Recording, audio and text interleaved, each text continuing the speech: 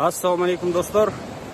Erте мененки машыгуу Кыргызстаныбыздын бермети болгон кереметтүү телевизион жээгинде болду. Залдар жабык болгонуна байланыштуу залдынча машыгып формаларды кармап турганга аракет кылып атабыз.